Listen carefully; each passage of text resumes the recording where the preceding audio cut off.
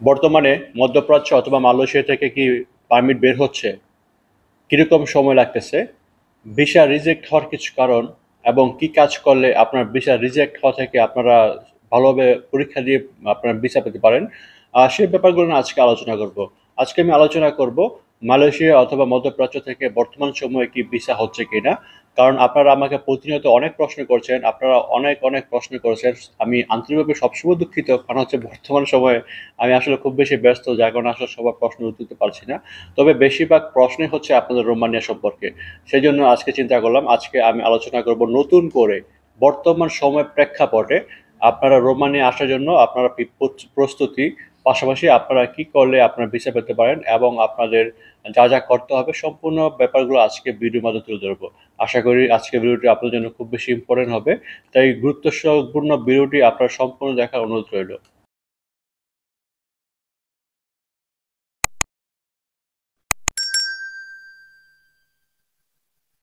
প্রথম প্রশ্ন হচ্ছে, বর্তমানে কি পারমিট বের হচ্ছে কিনা।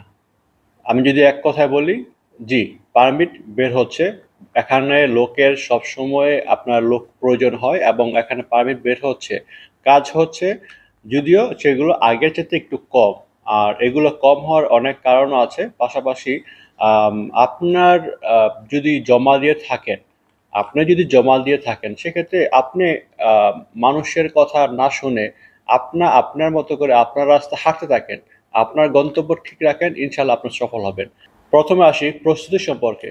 আপনার প্রস্তুতি, আপনারা জানেন আপনার রোমানিয়া আসার জন্য আপনারা প্রস্তুত।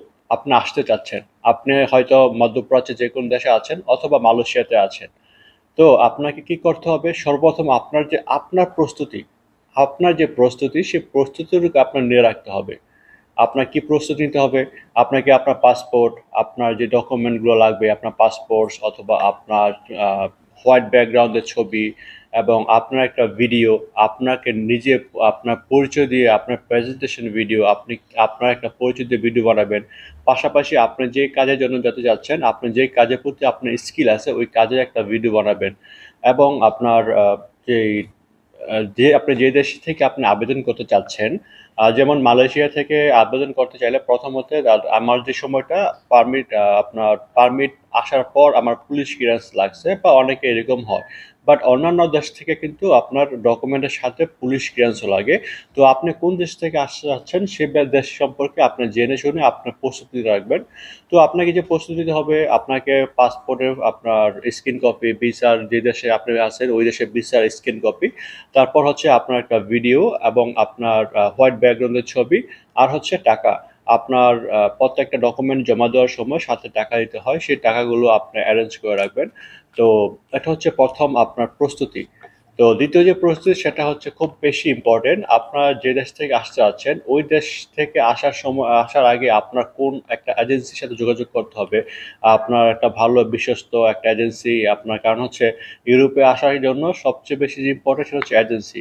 আপনার যদি ভালো একটা এজেন্সি না পান, সেক্ষেত্রে হয়তো আপনার প্রতারিত হতে পারেন। আদার্স অন্যান্য অনেক অসুবিধা আছে। তো সবচেয়ে বেশি যে ইম্পর্টেন্ট সেটা হচ্ছে আপনার প্রস্তুতি। পাশাপাশি আপনার এজেন্সি আপনার নির্ধারণ করতে হবে। তো অবশ্যই আপনি আহ, আহ, যদি আপনার আসার ইচ্ছে থাকে, সেক্ষেত্রে আপনার একটা এজেন্সির জন্য আপনি খোঁজ খবর নিতে থাকেন এবং আপনার একটা ভালো এজেন্সি পেলে আপনি সেখানে জমা দিতে পারেন আপনার ফাইল। তো আপনাকে যে পরের যে কাজটা সেটা হচ্ছে, এজেন্সি যদি পান, আপনি এজেন্সি জমা দিলেন। জমা দেওয়ার পর আপনি কি করবেন? আপনাকে তো নির্দিষ্ট সময় মতো আপনাকে অপেক্ষা করতে হবে। আমার যখন 2024 সালে ছিল, তখন ছিল 4 থেকে 5 মাসের মধ্যে মূলত সব কাজগুলো, ম্যাক্সিমাম 6 মাসের মধ্যে সব কাজগুলো হয়ে যেত। কিন্তু বর্তমান সময়ে এরকম একটা অবস্থা হয়েছে, এখানে সোনার হরিণ হয়ে গেছে। আপনি চাইলে কিন্তু এখানে আসতে পারবেন না, আর আপনাকে নির্দিষ্ট একটা সময় পর্যন্ত অপেক্ষা করতে হবে। এই সময়টা গত 2024 সালে যা ছিল তার চেয়ে একটু বেশি হয়ে গেছে। এখন আপনাকে 6, 7 মাস, 8 মাস, অনেক অনেক সময় লাগতেছে। আমি যদি একটা এক্সাম্পল দিই, আমার কয়েকটা ফাইল, যারা আমি আপনারা সবাই জানেন, আমার কিছু পরিচিত লোকজন যারা আমার খুব কাছে, তাদের কিছু ফাইল আমি জমা নিয়েছিলাম। এর মধ্যে কয়েকটা ফাইল আপনার আহ, 7, 8 মাস হয়ে গেছে। 7, 8 মাস হয়ে গেছে, এখন পর্যন্ত আমি ভিসা পাইনি, পারমিট পাইনি। তো ইউরোপে আসার ক্ষেত্রে সর্বপ্রথম আপনাকে যেই কাজটি করতে হবে, আপনাকে যেই জমা দেওয়ার পর যেই কাজটি হলো সেটা হচ্ছে আপনাকে ধৈর্য রাখতে হবে ভাই।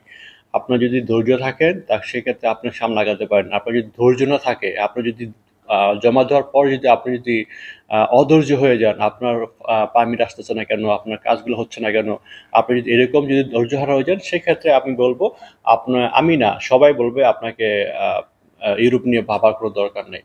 কারণ হচ্ছে ইউরোপটা আপনি চাইলেই আসতে পারবেন না, আবার সবার কপাল হয় না। তো এটার জন্য অনেক কষ্ট করতে হয়, অনেক মেহনত দিতে হয়, শ্রম দিতে হয়। শ্রমটা কী দিতে হয়? এটা আপনার ধৈর্যের শ্রম। আপনাকে ধৈর্য ধরে আপনাকে এটার প্রতি আপনার লেগে থাকতে হবে। আপনার একটা সময় আপনি সফল হবেন। কারণ হচ্ছে আপনারা যারা বর্তমান সময়ে কিন্তু বাংলাদেশ থেকে কিন্তু হচ্ছে না। তো সেক্ষেত্রে আপনারা অবশ্যই মধ্যপ্রাচ্য এবং মালয়েশিয়া থেকে আপনারা আবেদন করতে চাচ্ছেন। সেক্ষেত্রে কিন্তু আমি অনেকবার আপনাদের কথা বলেছি যে আপনারা একটা কাজের মধ্যে আছেন, আপনারা একটা কাজ করতেছেন। তো আপনার ওই কাজে লেগে থাকেন, কাজ করে থাকেন। ইনশাআল্লাহ যখন সময় হবে তখন তো আপনি জানতেই পারবেন। আপনি জমা দেওয়ার পর যদি আপনার ডিপ্রেশনে চলে যান, এই ঘুম আসতেছে না, টেনশন এইটা সেটা, যেটা আমার হয়েছে। আমার যেটা হয়েছে সেটা আমি বলতেছি।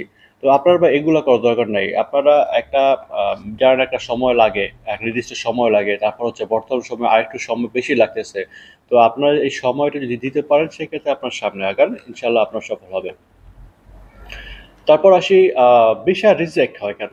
ভিসা রিজেক্ট হয় ২ টা জিনিস আমি পর্যালোচনা করে দেখলাম যে ভিসা রিজেক্ট হয় মূলত ২ টা কারণে।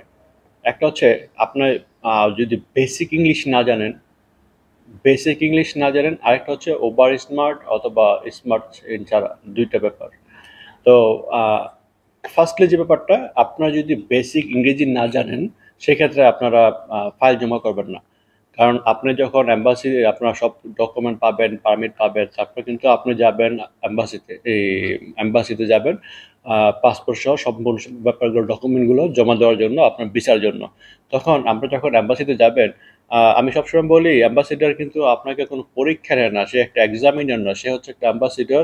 আপনি সেখানে যাবেন, সে আপনার সাথে পরিচিত হবে এবং আপনি যে একটা জায়গায় যাবেন কাজ করার জন্য, ওই কোম্পানি সম্পর্কে আপনি কতটুকু জানেন, ওই ব্যাপারগুলো আপনার কাছে জানতে চাবে।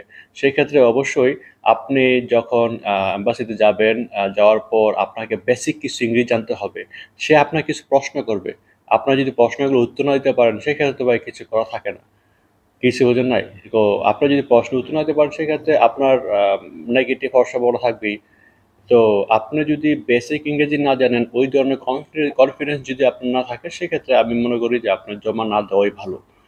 কারণ হচ্ছে আপনি ১ম এ কিন্তু আপনি আটকে যাবেন। আপনার প্রতি তারা মানে একটা নেগেটিভ মাইন্ডে চলে যাবে যে আপনাকে কিছু প্রশ্ন করেছে, অথবা আপনার প্রশ্নের উত্তর দিতে পারছেন না। আপনার ওই ধরনের এবিলিটি নেই। আপনি সেখানে গিয়ে কি করবেন সেটা নিয়ে একটা নেগেটিভ চিন্তা আপনার সাথে করতেই পারে। এটা হচ্ছে একটা খুব বেশি ইম্পোর্টেন্ট ভিসা রিজেক্ট হওয়ার কারণ এই ব্যাপার। ভিসা রিজেক্ট হওয়ার ২য় কারণ হচ্ছে আপনাকে সন্দেহ করা। তারা আপনাকে সন্দেহ করবে। আপনার পোশাক-আশাক দেখে, আপনার চালচলন দেখে তারা সন্দেহ করবে এবং সন্দেহ করার কারণে আপনার ভিসা রিজেক্ট হওয়ার সম্ভাবনা থাকতে পারে। তো আপনি যখন সেখানে যাবেন, অ্যাম্বাসেডরের সাথে যাবেন, আপনার মিনিমাম কিন্তু ৫ টা মিনিট সময় তারা আপনার কাছ থেকে নেবে। এই ৫ মিনিটে কিন্তু আপনার পুরো আপনার A to Z তারা স্ক্যান করে ফেলবে তার চোখের মাধ্যমে। যে আপনি কোন ধরনের লোক, আপনি কি চাইতেছেন, আপনি কি করেছেন, আপনি কি বুঝাতে চাচ্ছেন। তারা কিন্তু সম্পূর্ণ ব্যাপারগুলো তারা কিন্তু আপনার ইজিলি ক্যাচ করবে আপনার মাধ্যমে।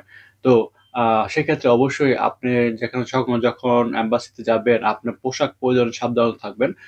আপনি যদি পোশাকে যদি কোনো সমস্যা থাকে, আ সমস্যা বলতে যদি আপনার খুব চাকচিক্য জামাকাপড় পরার কোনো দরকার নাই। আপনি সেখানে যাবেন, খুব নরমাল ওয়েতে যাবেন। আপনার হাই প্রোফাইলি হওয়ার কোনো দরকার নাই। আপনার যদি কনস্ট্রাকশন রিলেটেড কোনো কাজ থাকে বা ভিসা হয়ে থাকে, সেক্ষেত্রে আপনার ওই ধরনের একটু আপনার খুব ভালো বুঝতেছেন আপনার কোন ধরনের জামাকাপড় পরতে হবে।